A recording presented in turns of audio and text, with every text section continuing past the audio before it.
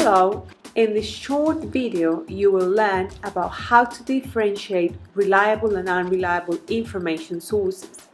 When doing research or looking for information for academic purposes, be it writing a paper or doing a presentation, you need to make sure the information you use is trustworthy.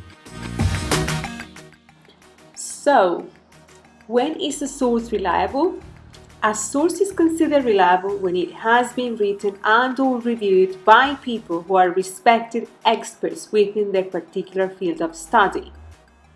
The source should also have a date of publication so you can check how up-to-date the information is.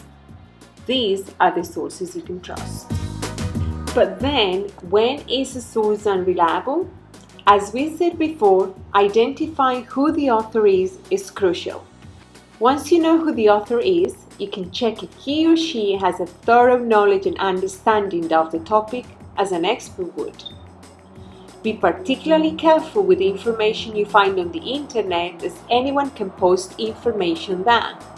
For instance, Wikipedia is a collaboratively developed site and anyone can modify its content. Hence, the validity of the information provided there does not meet the standards for academic research. Some examples of possible reliable sources which are a good place to start are books, reputable newspapers and magazines, peer-reviewed journals and articles, doctorate and master's dissertations in research, sources from a library, websites associated with a reputable institution or university, and databases such as the one you have access to at your school, EBSCO.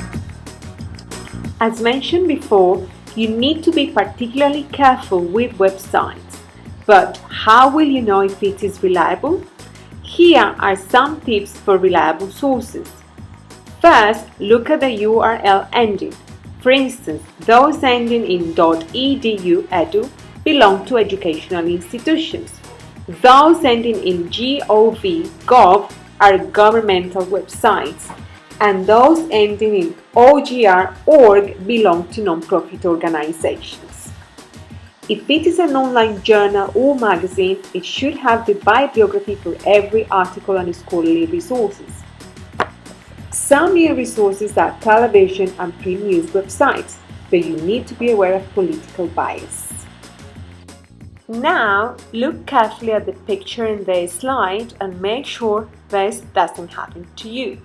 It would be very frustrating if your teacher returns your work saying the information you provided is not accurate and you'll have to do it again. Some examples of unreliable sources are blogs, personal websites, forums, political organizations, self-published sources, opinionated articles, and some online sources with an URL that ends in .html. Finally, as you will be expected to do, we provide you here with the references of where we got this information on reliable and unreliable sources. So make sure you keep track of them when doing your research. The information of this PowerPoint was provided by Wikipedia. Whoops, just kidding, it was taken from Austin Peay State University. Now, go back to the main page and follow the instructions.